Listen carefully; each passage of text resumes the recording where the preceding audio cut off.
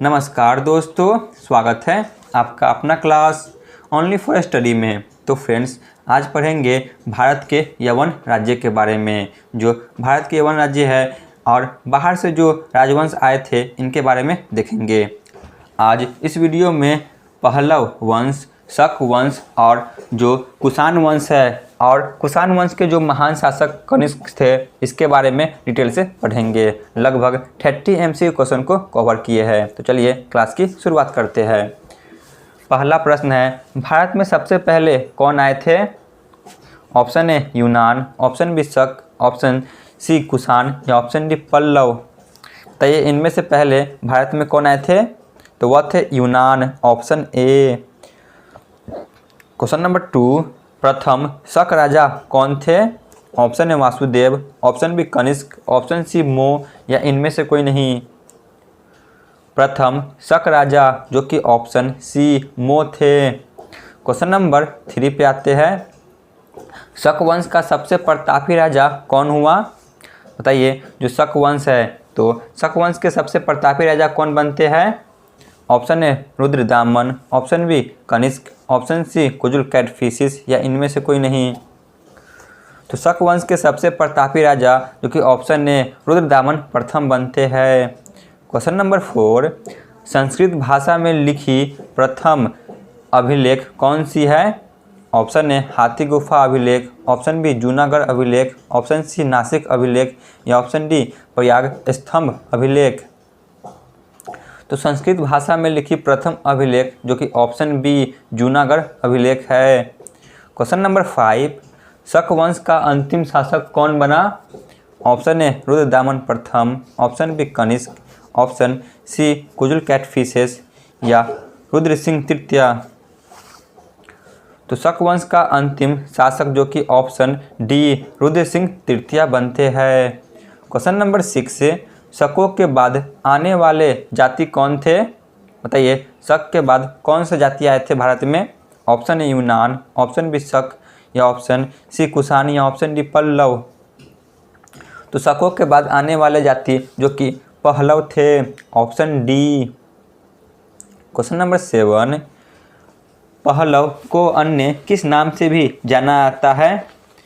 Option A पार्थियाई, option B Satavahana, option C ब्राह्मण या ऑप्शन डी इनमें से कोई नहीं।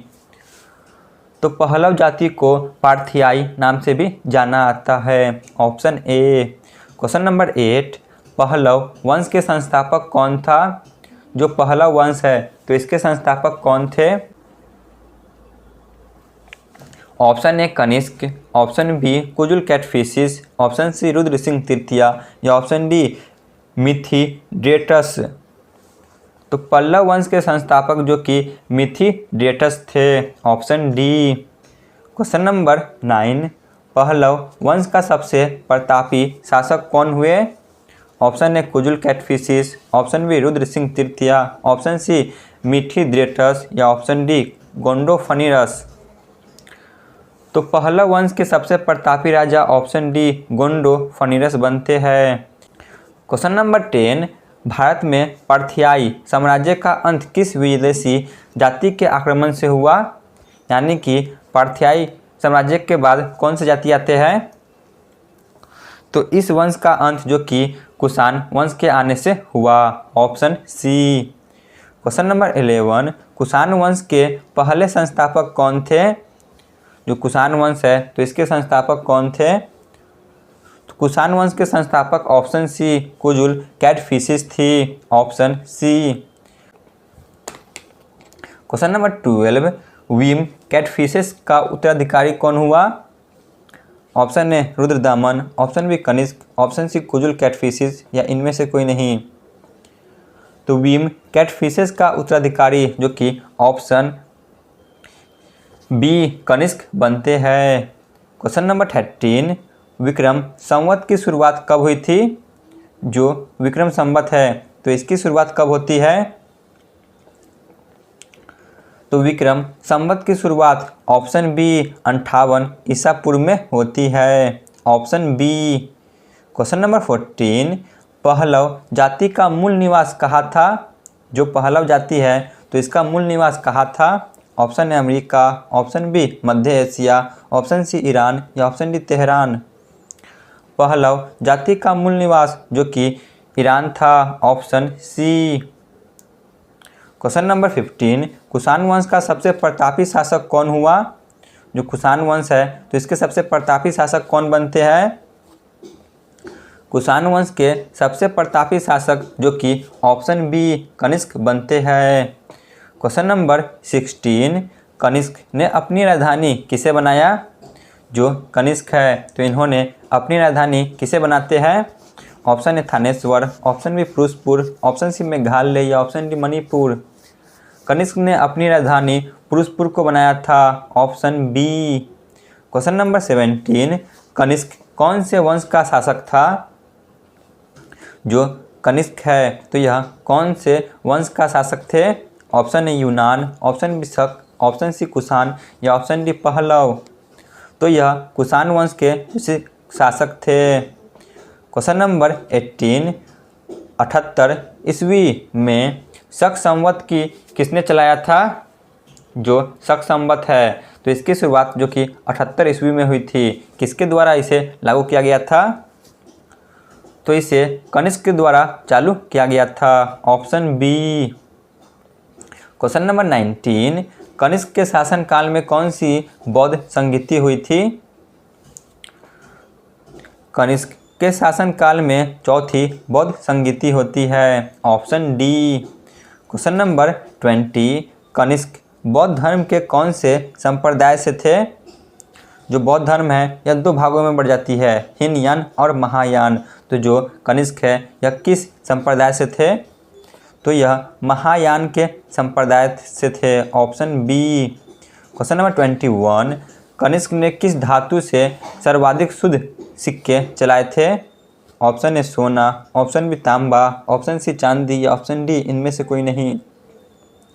कनिष्क ने सबसे ज़्यादा सोने के सिक्के चलाए थे, ऑप्शन ए। क्वेश्चन नंबर 22, निम्नलिखित में से कौन कनिष्क के दरबार के विद्वान नहीं है? Option A Vasumitra, option B अश्वघोष, ऑप्शन सी नागार्जुन या ऑप्शन डी पतंजलि। तो इनमें से जो पतंजलि है यह कनिष्क के दरबार के राजवेद नहीं है, बाकी के ये तीनों जो कि विद्वान जो कि कनिष्क के दरबार के हैं, इसीलिए ऑप्शन डी। क्वेश्चन नंबर 23, बौद्ध चरित्र नामक ग्रंथ को किसने लिखा है? जो बौद्ध चरित्र नामक ग्रंथ है तो इसके लेखक कौन है? तो इसके लेखक ऑप्शन बी अश्वघोष है। क्वेश्चन नंबर 24, कनिष्क का राजवेद कौन था? जो कनिष्क है तो इसके राजवेद कौन थे? तो ऑप्शन डी इनके राजवेद चरक थे। क्वेश्चन नंबर 25, आधुनिक चिकित्सा विज्ञान के पितामह किसे कहा जाता है? आधुनिक चिकित्सा विज्ञान के पितामह जो कि ऑप्शन डी चरक को कहा जाता है। क्वेश्चन नंबर 26, भारत का आइंस्टीन किसे कहा जाता है? Option A Vasumitra, option B अश्वघोष, ऑप्शन सी नागार्जुन या ऑप्शन डी चरक। जो ये सभी है यह सभी जो कि कनिष्क के दरबार के राजवेद थे। तो भारत का आइंस्टीन जो कि नागार्जुन को कहा जाता है, option C. Question number 27, Gandhara शैली एवं मथुरा शैली का विकास किसके शासनकाल में हुआ था? गांधार शैली और मथुरा शैली का विकास जो कि कनिष्क के शासनकाल में ही हुआ था।